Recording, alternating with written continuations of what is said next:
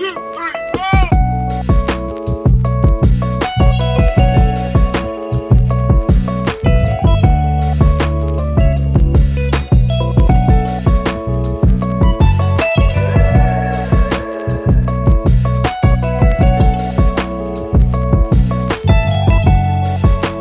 Hello everyone welcome back to Kavana ಎಲ್ಲ blogs. ಎಲ್ಲ ಹೇಗಿದ್ದೀರಾ? ಐ ಹೋಪ್ ಎಲ್ಲರೂ ಚೆನ್ನಾಗಿದ್ದೀರಾ ಅಂದ್ಕೊಂಡು ಇವತ್ತಿನ ದಿನ ಸ್ಟಾರ್ಟ್ ಮಾಡೋಣ ಬನ್ನಿ.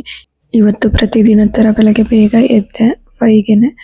ಆ ಕಡೆ ರೈಸಿಗೆ ಇಟ್ಕೊಂಡಿದ್ದೀನಿ. ಇವತ್ತು ಸಾಂಬಾರು ಮಾಡ್ತಿಲ್ಲ, 2 ಟಿಫನ್ನೇ ಮಾಡ್ತಾ ಇದ್ದೀನಿ. ಮಧ್ಯಾಹ್ನಕ್ಕೂ ಅವ್ರಿಗೆ ಪಾಲಕ್ ದಾಲ್ ಕಿಚಡಿ ಮಾಡಿಕೊಟ್ಬಿಡೋಣ ಮಧ್ಯಾಹ್ನಕ್ಕೆ. ಬೆಳಗ್ಗೆ ಸ್ಯಾಂಡ್ವಿಚ್ ಮಾಡ್ತಾ ಇದ್ದೀನಿ, ಅವಗಾಡೋ ಸ್ಯಾಂಡ್ವಿಚ್ನ. ಇದು ಹಿಂದಿನ ದಿನನೇ ಮಾಡೋಕ್ಕೆ ಹೇಳಿದರು, ಬಟ್ ನಾನು ಅವಗಾಡೋ ತರಿಸಿದ್ರೆ ಹಣ್ಣಾಗಿರುತ್ತೆ ಅಂತ ತರಿಸ್ದೆ, ಅದು ಹಣ್ಣಾಗಿರಲಿಲ್ಲ. ನೆಕ್ಸ್ಟ್ ಹಣ್ಣಾಗಲಿ ಮಾಡಿಕೊಡ್ತೀನಿ ಅಂತ ಹೇಳಿದ್ದೆ. ಟಿಫನ್ಗೆ ಮಾಡಿಬಿಡೋಣ ಅಂತ ಮಾಡ್ತಾಯಿದ್ದೀನಿ. ಫ್ರೈಡೇ ಆಗಿರೋದ್ರಿಂದ ಇವತ್ತು ಸ್ವಲ್ಪ ಕೆಲಸ ನನಗೆ ಜಾಸ್ತಿನೇ ಇರುತ್ತೆ. ಸಾಂಬಾರೆಲ್ಲ ಮಾಡ್ತಾ ಕೂತ್ಕೊಂಡ್ರೆ ಟೈಮ್ ಆಗುತ್ತೆ ಅಂತ ಮಾಡ್ತೀನಿ, ಈಸಿಯಾಗಿ ಆಗೋ ಅಂಥದ್ದು ಮಾಡ್ಕೊಳ್ಳೋಣ ಅಂತ. ಹಾಗೆ ಪಾಲಕ್ ಸೊಪ್ಪು ಸ್ವಲ್ಪ ಬೆಂದಿದ್ದಾದಮೇಲೆ ಅದನ್ನು ಬಿಸಿ ಇರೋಂಥ ನೀರು ಚೆಲ್ಬಿಟ್ಟು ತಣ್ಣಗಿರೋ ಅಂಥ ನೀರೊಳಗಡೆ ಹಾಕ್ಕೊತೀನಿ. ಸ್ವಲ್ಪ ಟೈಮ್ಗೆ ಬೇಗ ತಣ್ಣಗಾಗುತ್ತೆ, ಆಮೇಲೆ ಅದ್ರ ಕಲರ್ ಚೆನ್ನಾಗಿ ಬರುತ್ತೆ ಗ್ರೀನಿಶ್ ಆಗಿ. ಅದಕ್ಕೋಸ್ಕರ ಹಾಗೆ ಮಾಡಬೇಕು. ಹಾಗೆ ಅದಕ್ಕೆಲ್ಲ ರೆಡಿ ಮಾಡಿಕೊಂಡು ಇನ್ನು ಒಗ್ಗರಣೆಗೆ ಹಾಕ್ಕೊಳ್ತಾ ಇದ್ದೀನಿ.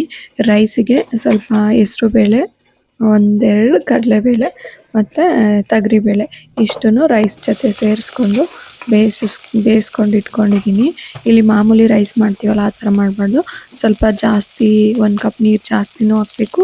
2-3 ವಿಷಲ್ ಎಕ್ಸ್ಟ್ರಾನೂ ಕೂಗಿಸ್ಕೊಬೇಕು. ಆವಾಗಲೇ ಚೆನ್ನಾಗಿ ಈ ಥರ ಸ್ಮ್ಯಾಶ್ ಆಗೋ ಥರ ಬೆಂದಿರುತ್ತೆ, ಆವಾಗ ಚೆನ್ನಾಗಿರುತ್ತೆ. ಅದು ರೈಸ್ ತುಂಬ ಬೇಳೆ ರೈಸ್ ಎಲ್ಲ ಚೆನ್ನಾಗಿ ಸ್ಮ್ಯಾಶ್ ಆಗೋ ಥರ ಬೆಂದಿರಬೇಕು, ಆವಾಗಲೇ ಚೆನ್ನಾಗಿರುತ್ತೆ. ಒಗ್ಗರಣೆಗೆ ಸ್ವಲ್ಪ ಸಾಸಿವೆ ಕಟ್ ಮಾಡ್ಕೊಂಡಿರೋ ಈರುಳ್ಳಿ ಹಾಕ್ಕೊಂಡು, ಈರುಳ್ಳಿ ಬೇಡ ಅಂದರೆ ಸ್ಕಿಪ್ ಮಾಡ್ಬೋದು, ನಾನಿಲ್ಲಿ ಬಾಯಿಗೆ ಸಿಕ್ಕಿದ್ರೆ ಚೆನ್ನಾಗಿರುತ್ತೆ ಅಂತ ಹಾಕಿದ್ದೀನಿ. ಈಗ ರುಬ್ಕೊಂಡಿರೋ ಅಂಥ ಪಾಲಕ್ ಸೊಪ್ಪು ಹಾಕ್ಕೊಳ್ತಾ ಇದ್ದೀನಿ. ಪಾಲಕ್ ಸೊಪ್ಪು ಜೊತೆ ಮೆಣಸಿನ್ಕಾಯಿ, ಹಸಿಮೆಣಸಿನ್ಕಾಯಿ, ಸ್ವಲ್ಪ ಶುಂಠಿ ಹಾಕ್ಕೊಂಡು ರುಬ್ಕೊಂಡಿದ್ದೆ. ಈಗ ಇದನ್ನೆಲ್ಲ ಮಿಕ್ಸ್ ಮಾಡಿ ಒಂದು ಸ್ವಲ್ಪ ಬೇಯಲಿ ಅಂತ ಬಿಟ್ಟೆ. ಅದು ಉಪ್ಪು ಖಾರ ಎಲ್ಲ ಚೆನ್ನಾಗಿ ಎಳ್ಕೊಳುತ್ತೆ ಪಾಲಕ್ ಸೊಪ್ಪಿಂದು ಇದು ಎಲ್ಲ ಅಂತ. ಇಲ್ಲಿ ಸ್ಯಾಂಡ್ವಿಚ್ ಮಾಡೋದಕ್ಕೆ ಅವಗಾಡೋ ಯೂಸ್ ಮಾಡ್ತಾ ಇದ್ದೀನಿ.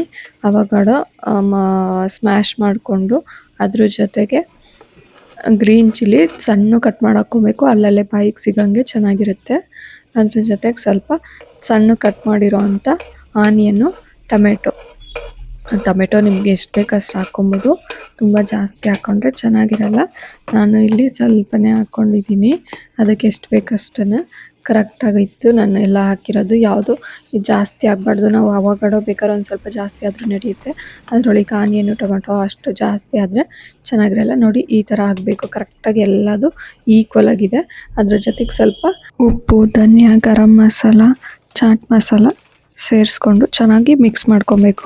ಚೆನ್ನಾಗಿ ಮಿಕ್ಸ್ ಮಾಡ್ಕೊಂಬಿಟ್ಟು ಒಂದು ಸೈಡಲ್ಲಿ ಎತ್ತಿಟ್ಕೊಂಡು, ನೆಕ್ಸ್ಟು ನಾನು ಇಲ್ಲಿ ಬಟರ್ ಯೂಸ್ ಮಾಡ್ತಿದ್ದೀನಿ, ಆಯಿಲ್ ಏನು ಯೂಸ್ ಮಾಡ್ತಿಲ್ಲ. ಬ್ರೆಡ್ನ ಟೋಸ್ಟ್ ಮಾಡೋದಕ್ಕೆ, ಬ್ರೆಡ್ಡು ಕೂಡ ವೀಟ್ ಫ್ಲೋರಿಂದ ಮಾಡಿರೋ ಅಂಥದ್ದು, ಮೈದಾ ಯೂಸ್ ಮಾಡಿರೋ ಅಂಥದ್ದಲ್ಲ.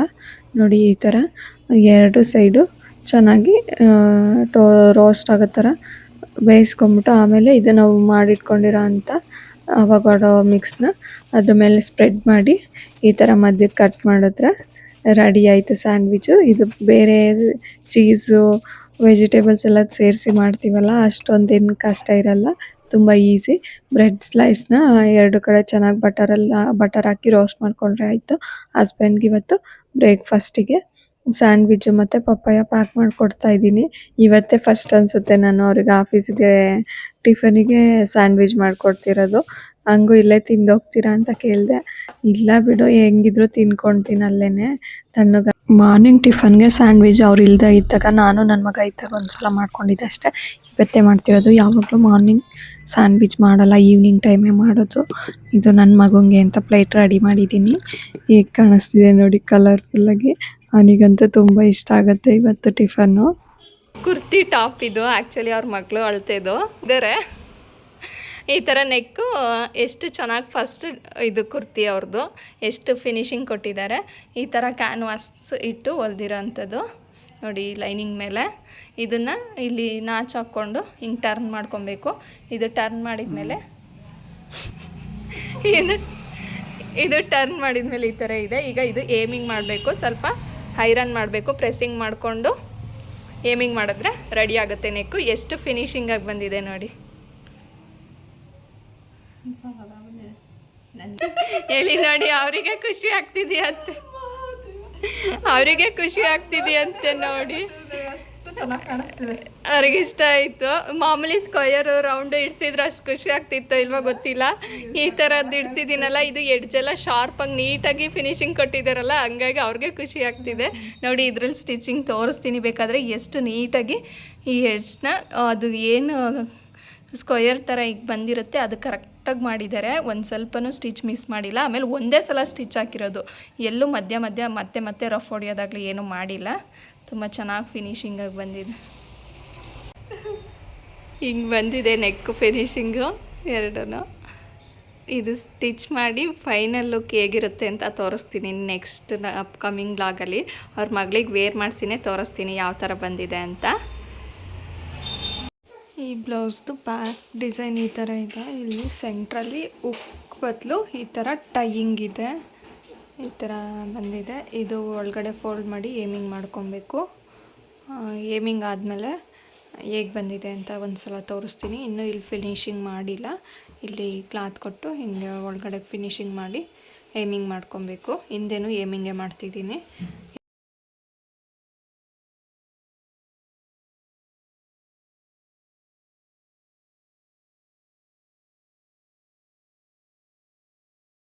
ಈ ನೆಕ್ಲೈನ್ ಎಲ್ಲ ಸ್ಟಿಚ್ ಮಾಡಿ ಆದಮೇಲೆ ಈ ಥರ ಟರ್ನ್ ಮಾಡಿದ್ಮೇಲೆ ಐರನ್ ಮಾಡ್ಕೊಬೇಕು.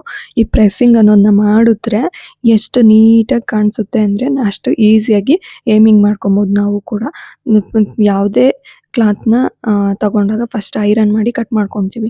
ಕಟ್ ಮಾಡಿ ಸ್ಟಿಚ್ ಆದಮೇಲೆ ಕೆಲವೊಂದು ಸ್ಟಿಚ್ ಆಗ್ತಾನೆ ಐರನ್ ಮಾಡ್ಕೊಬೇಕಿರುತ್ತೆ. ಆ ಥರ ಮಾಡ್ಕೊಂಡು ಹೋದರೆ ಬ್ಲೌಸ್ ಫಿನಿಶಿಂಗ್ ಅನ್ನೋದು ತುಂಬ ಚೆನ್ನಾಗಿ ಬರುತ್ತೆ.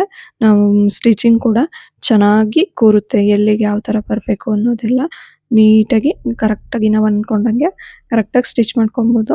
ಹಾಗೆ ಇದು ಬ್ಲೌಸ್ ಸ್ವಲ್ಪ ಕಮ್ಮಿ ಇತ್ತು, ಸ್ಯಾರಿ ಬ್ಲೌಸು, ಹಾಗಾಗಿ ಸ್ವಲ್ಪ ಎಕ್ಸ್ಟ್ರಾ ಕ್ಲಾತ್ ಹಾಕಿದ್ದೀನಿ. ಹಾಗೆ ಈವ್ನಿಂಗ್ ದೀಪ ಹಚ್ಚಿ ಪೂಜೆ ಮಾಡಿಕೊಂಡೆ. ಇನ್ನೂ ಮನೆಗೆ ಬಂದಿರಲಿಲ್ಲ. ಪಕ್ಕ ನೈಬರ್ ಮನೆಗೆ ಹೋಗಿ ಆಟ ಆಡ್ತಿದ್ದ. ಅವರು ಕುಂಟೆಬಿಲ್ಲೆ ಆಡ್ತಿದ್ದಾರೆ. ಅವರಪ್ಪಂಗೆ ಫೋನ್ ಮಾಡಿ ಏನಾದರೂ ತೊಗೊಂಬರಪ್ಪ ತಿನ್ನೋಕ್ಕೆ ಅಂತ ಹೇಳಿದ್ದ. ಹಾಗೆ ಅವರು ಮಸಾಲೆ ಪುರಿ ತಂದಿದ್ರು. ಈವ್ನಿಂಗ್ ಸ್ನ್ಯಾಕ್ಸ್ಗೆ ತಿನ್ಕೊಂಡ್ವಿ. ಹಾಗೆ ನೈಬರ್ ಮಗಳದೊಬ್ರು ಬರ್ಡೇ ಇತ್ತು, ಅಲ್ಲಿ ಹೋಗಿದ್ದೆ ನೋಡಿ. ಕೇಕು ರಿಟರ್ನ್ ಗಿಫ್ಟ್ ಎಲ್ಲ ಇಸ್ಕೊಂಡು ಕ್ಯಾಪ್ ಎಲ್ಲ ಹಾಕ್ಕೊಂಡು ಬಂದಿದ್ದೆ. ನಮ್ಮ ಒಂದು ಫೋಟೋ ತಕ್ಕೊಡು ಅಂತ ತೆಗೆಸ್ಕೊಳ್ತಾ ಇದ್ದ. ಈ ವಿಡಿಯೋ ಯಾರಿಗೆಲ್ಲ ಇಷ್ಟ ಆಯಿತು ಲೈಕ್ ಮಾಡಿ. ಇಷ್ಟೊತ್ತು ವಿಡಿಯೋ ನೋಡೋಕ್ಕೆ ಥ್ಯಾಂಕ್ ಯು. ಮತ್ತೆ ಸಿಗೋಣ ಇನ್ನೊಂದಾಗಲಿ. Thank you.